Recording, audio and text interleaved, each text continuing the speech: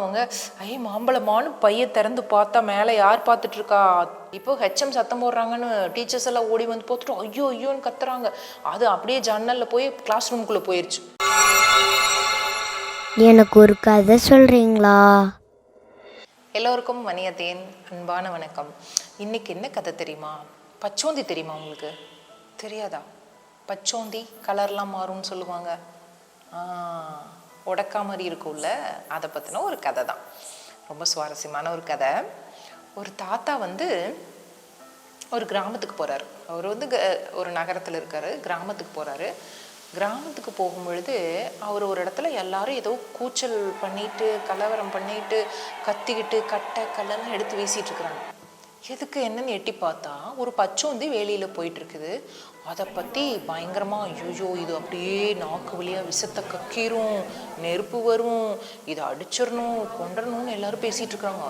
ஐயோ பாவம், அது ஒன்றுமே பண்ணாது, நல்லதானே, நல்ல பூச்சி, நல்ல மிருகம், நல்ல ஒரு கிரியேச்சர் தானேன்னு சொல்லிட்டு என்ன பண்ணுறாரு, கொடுங்கன்னு சொல்லிட்டு அதை வாங்கிட்டு வீட்டுக்கு கொண்டு வந்துடுறாரு வளர்த்துறக்கு. இங்கே பையன் இருக்கான், பேரன். அவனுக்கு இதை பார்த்தோன்னே என்ன தாத்தா இதை போய் கொண்டு வந்துருக்கீங்க அப்படின்னு இவன் பயக்கிறான். பயப்படாதரா, அது ரொம்ப சாதுவானது தான், அது ஒன்றுமே பண்ணாது அப்படின்னு. இப்போ இந்த பையன் தான் இதை தினந்தோறும் பார்த்துக்கிறான். இப்போ அதுக்கு ஒரு பேர் வைக்கிறான், ஹென்றி அப்படின்னு ஒரு பேர் வைக்கிறான் அந்த பச்சோந்திக்கு. அந்த பச்சோந்தியை பற்றி அவன் சொல்லும் பொழுது, பச்சோந்தியுடைய நாக்கு இருக்குல்ல, அது அதனோட உடலை விட நீளமாக இருக்குமா. ஏதாவது ஒன்று பூச்சி எதையாவது பிடிக்கிறதுக்கு வந்துச்சுன்னா நாக்கு அப்படியே சல்லுன்னு சல்லுன்னு உள்ளே போயிடுமா, அவ்வளோ வேகமாக வருமா. அப்புறம் பச்சோந்தியோட அந்த கண்ணு இருக்குல்ல, அந்த இந்த கண்ணு இப்படியும் திரும்புமா, இப்படியும் பார்க்குமா, மேலேயும் பார்க்குமா, சைட்லேயும் பார்க்குமா, எல்லா பக்கம் சுற்றுமா. இந்த கண் இப்படி பார்க்கும்போது இந்த கண் இப்படி பார்க்கலாமாம்மா, இந்த கண் இப்படி பார்க்கும்போது இந்த கண் இப்படி பார்க்குமா. அந்த அளவுக்கு அது கண்ணு உருளையாக எல்லா பக்கம் பார்க்குற மாதிரி இருக்குமா. அதனோட மேலே முள்ளாக இருக்கிற மாதிரி இருக்குமா, ஆனால் தொட்டால் சாஃப்டாக தான் இருக்குமா. அப்புறம் இவன் மெதுவாக அதுக்கிட்ட போய் ஃப்ரெண்ட் ஆகிறதுக்காக முதல்ல ட்ரை பண்ணும்போது அது அப்படியே உஷ் அப்படின்னு ஒரு சத்தம் கொடுக்குமா, நாக்க வெளியில் நீட்டுமா, அப்படியே காலெல்லாம் கிளியோடைய ஷார்ப்பான கால் மாதிரி இருக்குமா, காலை இப்படி வச்சுட்டு எழுந்திரிச்சு நிற்கிற மாதிரி பண்ணுமா. அப்படி பண்ணோன்னே இவன் பயந்து போவானா. அப்புறமா அப்படியே பச்சை நிறத்துலேருந்து அது கோவமாக மாதிரி செவப்பாக மாறுமா. அப்படியே அப்புறம் போக போக பழகி இவன் எதுவும் பண்ண மாட்டான் நம்மளன்னு தெரிஞ்சோடனே ஃப்ரெண்ட்லியாக ஆரம்பிச்சிருச்சான். அப்புறம் பூச்சி ஏதாவது உணவு அதுக்கு சாப்பிட்ற கொடுத்தா சட்டுன்னு என்ன பண்ணும், அப்படியே வாங்கிட்டு சல்லுன்னு அந்த நாக்கு உள்ளே போயிடுமா. இப்படி இது பாட்டுக்கு அவங்க வீட்டில் இருந்திருக்குது.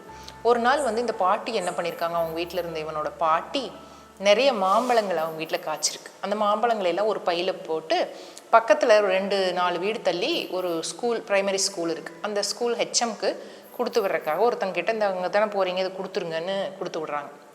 நம்ம ஹென்றி பச்சோந்தி அது ஏதோ தேடிட்டு போனது அந்த பைக்குள்ளே மாம்பழங்களோட போயிடுச்சு. அங்கே போய் அவங்க கொடுத்துட்டாங்க. அதை வாங்கினவங்க மாம்பழமானு பையை திறந்து பார்த்தா மேலே யார் பார்த்துட்ருக்கா. அக்னி நம்ம வாழ்க்கையில ஒரு முக்கியமான அங்கம். திருமணம், கிரகப்பிரவேசம், ஏன் நம்ம வாழ்க்கையில வர அனைத்து ஆரம்பங்களுக்கும் சாட்சி அக்னிதான். நம்ம நம்பிக்கைக்கு உறுதுணையா இருப்பதும் அக்னிதான். தரமானதை உருவாக்குறதும் அக்னிதான். இப்படி தரத்தினால உருவாறதுதான் அக்னி 500D கம்பிகள்.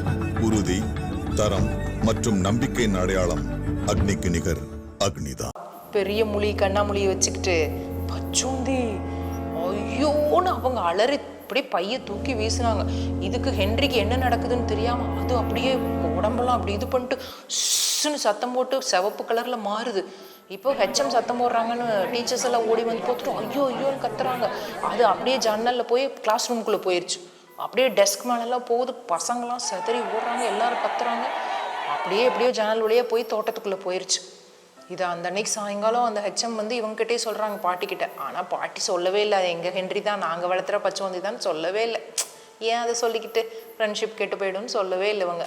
அப்புறமா இனிமே அவ்வளோதான், ஹென்றி வரவே மாட்டான், போயிடுச்சு, தெரியாமல் இப்படி போயிடுச்சே, நல்ல ஹென்றி எங்கேயாவது இருப்பானா, என்ன பண்ணுவான்னு தெரியலையே அப்படின்னே இவங்களாம் யோசிச்சுட்டு இருக்கும்போது ஒரு 4 நாள் கழிச்சு இவங்களோட காம்பவுண்ட் வால் மேலே ஹென்றி உட்காந்துருக்கான் அமைதியாக. நான்லாம் ஸ்கூலுக்கு போயிட்டு வந்தேன் பாரு அப்படிங்கிற மாதிரி உட்காந்துருக்குறான். அதே மாதிரி கண்ணாமூலியை வச்சுக்கிட்டு. அதுக்கப்புறம் ஹென்றி எந்த பைக்குள்ளேயும் போகிறதில்ல, காம்பவுண்ட் விட்டு எங்கேயுமே போகிறதில்ல. அப்படியே வெளியில் சுற்றிக்கிட்டு பூச்சிகளை பிடிச்சிக்கிட்டு அங்கேயே சாப்பிட்டுக்கிட்டு ஜாலியாக இருந்தானா. கதை முடிஞ்சு போச்சா? பச்சோந்தி பார்த்துருக்கீங்களா? பார்க்கலைன்னா கூகுளில் போட்டு பாருங்கள். சரியா? அதுவும் ஒரு உயிரினம் தான். பெரிய பிரச்சனைலாம் நமக்கு கொடுக்காத ஒரு உயிரினம்னு சொல்கிறாங்க. ஓகே, மறுபடியும் நிறைய கதைகளோட வணியத்தை உங்களை சந்திக்க வரேன். அது வரைக்கும் நன்றி, வணக்கம்.